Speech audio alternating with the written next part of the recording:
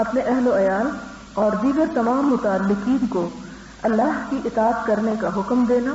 اور ان کو اللہ کی مخالفت سے منع کرنا، ادب سکھانا، نیز ان باتوں کے ارتکاب سے روکنا جن سے منع کیا گیا ہے۔ قال اللہ تعالی وَأْمُرْ أَهْلَكَ بِالصَّلَاةِ وَاصْطَبِرْ عَلَيْهَا،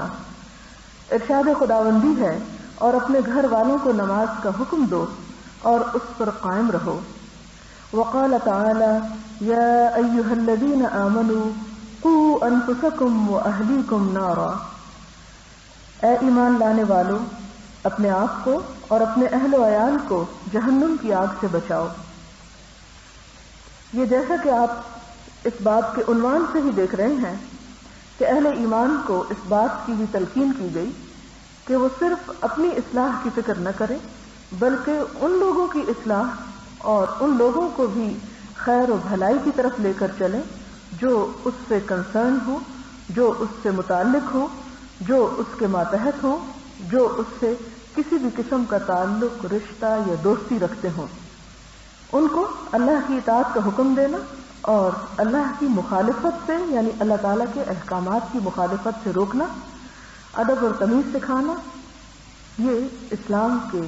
بنیادی قواعد میں سے ہے اور بنیادی واجبات میں سے ہے۔ اس سلسلے میں ہم دیکھ رہے ہیں کہ ابتدا 2 آیات سے ہو رہی ہے۔ پہلی آیت میں تو حکم دیا جا رہا ہے پیغمبر کو کہ وَأْمُرْ أَهْلَكَ بِالصَّلَاةِ، کہ آپ اپنے گھر والوں کو نماز کا حکم دیں، انہیں بھی نماز پر اکسائیں، وَاصْطَبِرْ عَلَيْهَا، اور صرف گھر والوں کو حکم نہیں دیں بلکہ اس کے ساتھ ساتھ خود بھی اس پر قائم رہیں۔ وَاصْطَبِرْ کا لفظ صبر سے ہے، تو صبر کا معنی ہوتا ہے جم جانا، اپنے آپ کو روک کر رکھنا، یعنی اس کا پابند بنانا۔ دوسری آیت جیسا کہ آپ دیکھ رہے ہیں سورۃ التحریم کی ہے، خطاب اہل ایمان سے ہے، یا ایھا الذین آمنوا، اے لوگو جو ایمان لائے ہو، قوا انفسکم واہلیکم نارا، اپنے آپ کو اور اپنے گھر والوں کو آگ سے بچاؤ۔ یہاں پر حیرت ہوتی ہے کہ ہمارے ہاں عموماً یہ تصور پایا جاتا ہے کہ جو شخص کلمہ پڑھ لے اور جو شخص ایمان لانے کا دعویٰ کر لے اس کے لیے پھر جنت واجب ہو جاتی ہے۔ اس میں کوئی شک نہیں کہ جہنم سے ہر وہ شخص نکال لیا جائے گا جس کے دل میں رائی کے برابر بھی ایمان ہوگا، لیکن اس سزا تک پہنچنے اور اس تکلیف کو سہنے سے پہلے ہی وارن کیا گیا کہ اے اہل ایمان، اے وہ لوگوں جو ایمان کا دعویٰ کرتے ہو، اپنے آپ کو بھی اور اپنے گھر والوں کو بھی آگ سے بچانا، اس کی فکر کرنا۔ تم کہیں ایمان کے بعد یہ نہ سمجھ لینا کہ خالی ایمان لے آنا یا زبان سے کسی چیز کا اقرار کر لینا ہی جہنم کی آگ سے بچنے کے لیے کافی ہے۔ یہود کے ہاں بھی جب بگاڑ آیا اہل کتاب کے ہاں، تو اس کی بھی بنیادی وجہ یہ تھی کہ ان کے اندر اس عقیدے، اس خیال اور اس یقین نے جنم لیا کہ وَقَالُوا لَن تَمَسَّنَا النَّارُ إِلَّا أَيَّامًا مَّعْدُودَةً، وہ کہتے ہیں کہ آگ ہمیں چند دن کے سوا چھو نہیں سکتی۔ پہلی بات تو یہ کہ ہم پیغمبروں کی اولاد ہیں، لہذا ہم جہنم میں جا ہی نہیں سکتے،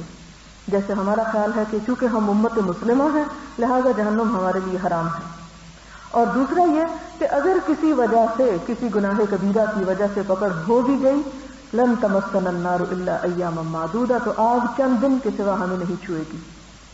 تو اس پر اللہ تعالیٰ فرماتے ہیں تلک امانیہم، یہ ان کی آرزو ہے، یہ ان کا اپنا خیال ہے۔ قل ہاتوا برہانکم ان کنتم صادقین، ان سے کہو اپنی دلیل تو لاؤ اگر تم اپنی بات میں سچے ہو کہ ہاں واقعی نہیں تمہیں چند دن سے زیادہ چھوئے گی۔ بلکہ کچھ گناہ ایسے ہیں کہ جس میں خلود تک کا یعنی ہمیشگی کا بھی ذکر آتا ہے، جیسے قتل کا گناہ ہے، جیسے سود کا گناہ ہے، جیسے اور بھی اسی قسم کے کچھ گناہ کبیرہ ہے۔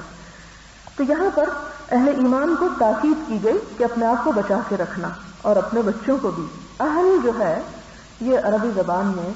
کلوز فیملی کے لیے استعمال ہوتا ہے، جس میں ماں، باپ اور ان کے بچے شامل ہوتے ہیں، یعنی بیوی، شوہر اور ان کی اولاد، یہ اہل میں آتا ہے۔ اور اس کے بعد اس کے متعلقین جو اس کے زیر دست ہوں ان کو بھی بعض اوقات اس میں شامل کر لیا جاتا ہے، جس کے لیے اردو میں بھی لفظ آتا ہے اہل و عیال، کہ جن کی کفالت اور جن کے ضروریات کا خیال رکھنا انسان کی ذمہ داری ہو. یعنی جس طرح تم پر یہ لازم ہے کہ اپنے بچوں کو اور اپنی بیوی کو دنیا میں کھانا پینا، مکان، کپڑا اور ان کی بنیادی ضروریات فراہم کرو، اسی طرح تم پر مسلمان ہونے کے ناطے یہ بھی لازم ہے کہ انہیں آگ سے بچانے کی بھی فکر کرو.